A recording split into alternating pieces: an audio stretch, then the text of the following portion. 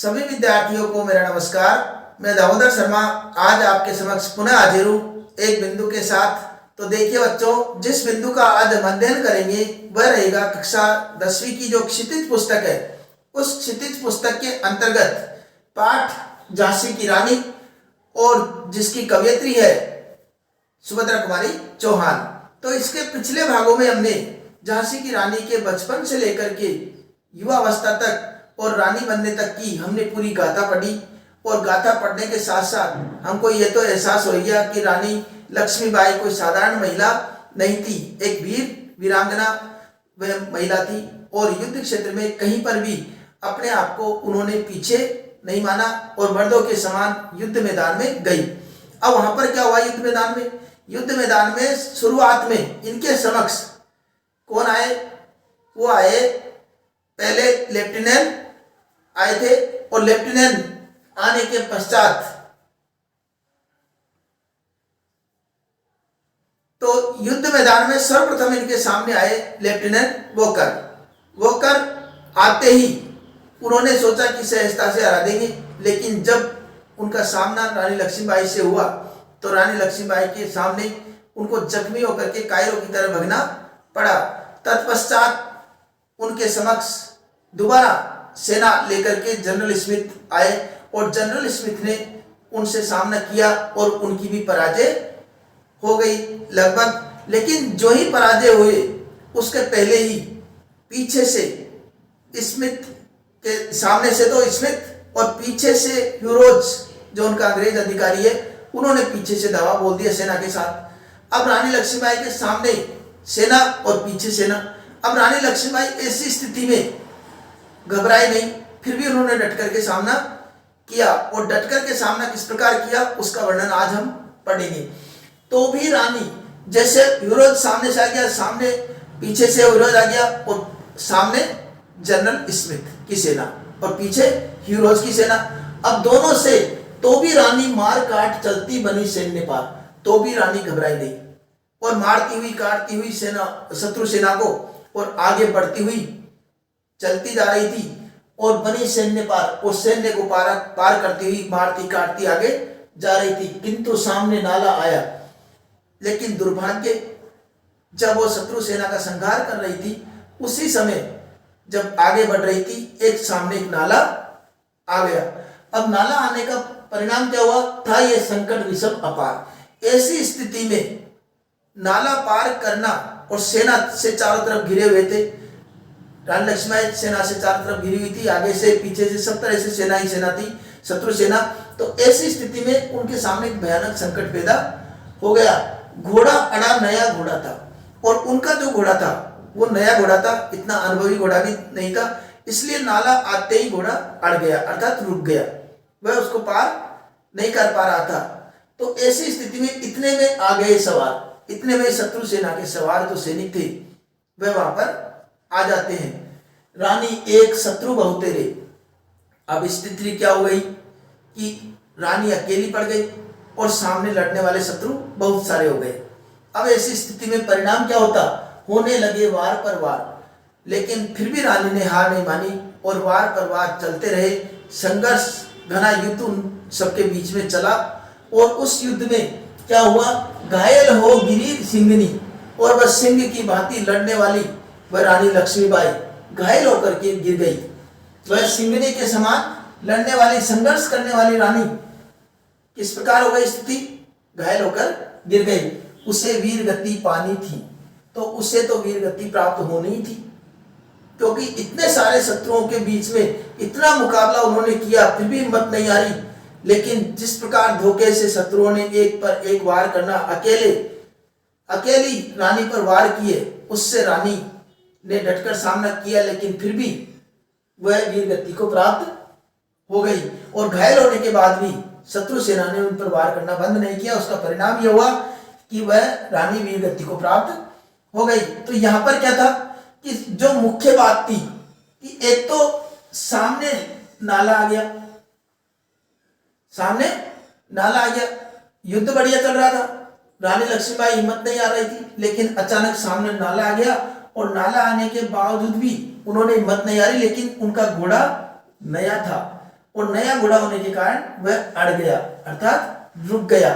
ऐसी स्थिति में और फिर दूसरी बात, एक बात हो रही, रानी एक थी और शत्रु बहुत सारे थे, तो इसलिए थोड़ा संघर्ष जो होता वह इस वजह से, क्योंकि शत्रुओं ने एक तरीके से धोखा उनके साथ किया और फिर भी उन्होंने हार नहीं मानी, वार पर वार किए और घायल हो गए। घायल होने के बाद भी शत्रुओं ने आक्रमण किया और परिणाम स्वरूप रानी वीरगति को प्राप्त हो गई।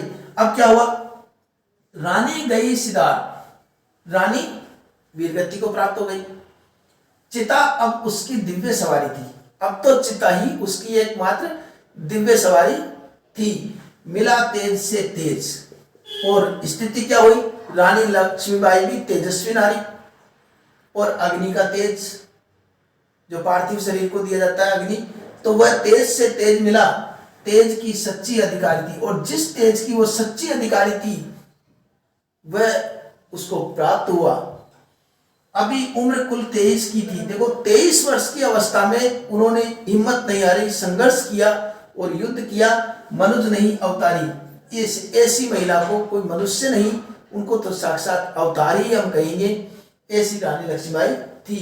हमको जीवित करने आई बन स्वतंत्रता नारी, वह तो एक तरीके से हमारे अंदर स्वतंत्रता की चिंगारी जगाने आई थी, अलग जगाने आई थी, हमको प्रेरित करने आई थी, उत्साहित करने आई थी, हमारे अंदर देशभक्ति का भाव जागृत करने आई थी। ऐसी नारी स्वतंत्रता सेनानी कौन, रानी लक्ष्मीबाई। दिखा गई पथ सिखाई गई, और जिस उद्देश्य से उन्होंने युद्ध मैदान में आई, एक तरीके से हमको एक नया रास्ता हमको दिखा गई, और भारतवासियों के मन में एक जोश और एक उमंग स्वतंत्रता के प्रति वो जगा करके चली गई। सिखा गई हमको जो सीख सिखानी थी, उसको तो जो सीख सिखानी थी हमको वह सीख सिखा गई। और हम जानते हैं कि स्वतंत्रता संग्राम 1857 की क्रांति के पश्चात जो स्वतंत्रता संग्राम चला वह निरंतर देश की आजादी तक चलता ही रहा, और उनके परिणाम स्वरूप अंग्रेजों को देश छोड़कर जाना पड़ा। तो जिस उद्देश्य के लिए उन्होंने तलवार संभाली थी वह उद्देश्य को वो प्राप्त कर गई। जाओ बुंदेले हर बोलो के मुख सुनी हमने कहानी थी, ये इस टाइप पंक्ति आ जाती है। इस प्रकार बुंदेलखंड के हर मुख से हमने उनकी वीरता की कहानी सुनी थी कि खूब लड़ी मर्दानी, वह तो झांसी वाली रानी थी, कि वह युद्ध मैदान में मर्दों के समान, नारी होते हुए भी मर्दों के समान युद्ध मैदान में संघर्ष किया। ऐसी रानी लक्ष्मीबाई थी। अंतिम पद्यांश देखते हैं। जाओ रानी याद रखेंगे ये कृतज्ञ भारतवासी, हे रानी तुमसे सम्मान विदा हो, यह हमारी कामना है, और तुमको अच्छा वीरगति को प्राप्त हुई है, और याद रखेंगे, और हम आपके किए हुए कृतज्ञ उपकार को, कृतज्ञ बोलते हैं उपकार, और कृतज्ञ उपकार न मानने वाला उसको मानते हैं कृतज्ञ। तो यहाँ पर ये आपकी इस योगदान के प्रति हम हमेशा ऋणी रहेंगे, आपके इस उपकार को हम हमेशा याद रखेंगे, समस्त भारतवासी इसको याद रखेंगे। हम आपको सम्मान अब विदा करते हैं। ये तेरा बलिदान जगावेगा, निश्चित रूप से तुम्हारा ये बलिदान हमारे अंदर एक प्रेरणा जगाएगा। स्वतंत्रता अविनाशी, और निरंतर स्वतंत्रता की भावना जो कभी नष्ट नहीं हो, ऐसी स्वतंत्रता की भावना हमारे हृदय में पैदा रहेगी। वो सब पैदा करने वाली, स्वतंत्रता की भावना जगाने वाली आप ही की देन है, जिसकी बदौलत आज हमारे मन से वो स्वतंत्रता की भावना कभी नहीं मिटेगी। और हम निश्चित रूप से आपसे प्रण करते हैं कि जब तक इस देश को आजाद नहीं कराते तब तक हम चैन से नहीं बैठेंगे, और आपके प्रति जो ऋण है उसको इस देश को आजाद करा करके ही हम चुका सकेंगे। होवे चुप इतिहास लगे, चाहे इतिहास चुप हो जाए, इतिहास चाहे गलत या कुछ भी प्रकट न करे, लगे सच्चाई को चाहे फांसी, चाहे सच्चाई को फांसी लग जाए या कुछ भी हो जाए, कैसी भी परिस्थितियां हो जाए, हो मधुमाती विजय मिटा दे गोलों से चाहे झांसी। और चाहे ये मधुमाती विजय, ये अंग्रेज सरकार चाहे कुछ भी आपके नामो निशान को मिटाने के लिए कितना ही प्रयास कर ले, कुछ भी कर ले, लेकिन गोलों से चाहे झांसी को मिटा दे, लेकिन आपकी याद कभी वो मिटा नहीं सकती। आपके कार्य और आपने जो वीरता दिखाई है, उस वीरता को वो कभी समाप्त नहीं कर सकती है। तेरा स्मारक तू ही होगी, क्योंकि तेरा स्मारक तो तू खुद स्वयं होगी। हे झांसी की रानी, तुम्हें याद करने के लिए किसी प्रकार के झांसी या फिर किसी स्थान या इमारत, इनकी कोई आवश्यकता नहीं है। तुम्हारे तो कर्म ही इतने श्रेष्ठ है, कितनी वीरता है, उन सबको देख करके वही तुम्हारे स्मारक रहेंगे। एक तरह से देखा जाए तो स्मारक के रूप में झांसी की समाधि मानी जाती है, क्योंकि वहां पर उन्होंने वीर गति को प्राप्त की थी। उस समाधि पर आज भी लोग दर्शन के लिए जाते हैं, श्रद्धा भाव से उसको देखते हैं। तो वह समाधि निश्चित रूप से हमारे लिए प्रेरणा का स्रोत है।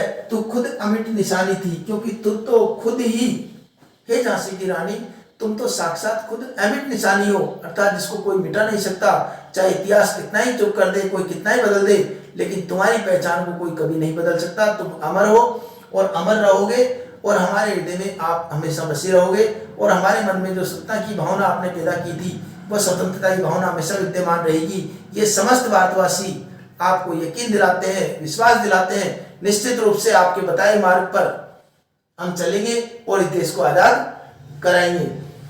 बुंदेले हर बोलो के मुख सुनी हमने कहानी थी, कि बुंदेलखंड के हर नागरिक, चाहे वो जवान हो, बच्चा हो, बालक हो, बूढ़ा हो, वृद्ध हो, किसी भी प्रकार का, किसी भी उम्र का व्यक्ति हो, हर मुख से एक ही बात सुनने में आती है कि खूब लड़ी मर्दानी में तो झांसी वाली रानी थी, कि वह युद्ध मैदान में संघर्ष करने वाली नारी और कोई नहीं, झांसी की रानी लक्ष्मीबाई थी। तो देखिए बच्चों, इस पाठ में हमने रानी लक्ष्मीबाई की वीरता का जो पढ़ा है, उस वीरता को देखते हुए हमको भी एहसास हुआ है कि कहीं न कहीं हमको भी इस बात का एहसास हुआ कि रानी लक्ष्मीबाई जैसी महानतम विभूति वीरांगना है, जिनका जीवन ही एक प्रेरणा है। निश्चित रूप से हम भी उनके जीवन से प्रेरणा लेकर के और अपने जीवन से निराशा और हताशा को बिल्कुल दूर करेंगे, और ऐसी कोई भी समस्या आए, परिस्थिति आए, उनसे हम घबराएंगे नहीं, निरंतर डटकर सामना करेंगे। ऐसी प्रेरणा रानी लक्ष्मीबाई से हम प्राप्त करेंगे। ठीक है, तो ये इसके साथ ही ये हमारा पाठ भी पूर्ण होता है। और अगर आपको ये भाग अच्छा लगा हो तो वीडियो को लाइक कर दीजिए, और अगर यदि चैनल अब तक सब्सक्राइब नहीं किया हो तो सब्सक्राइब भी कर लीजिए।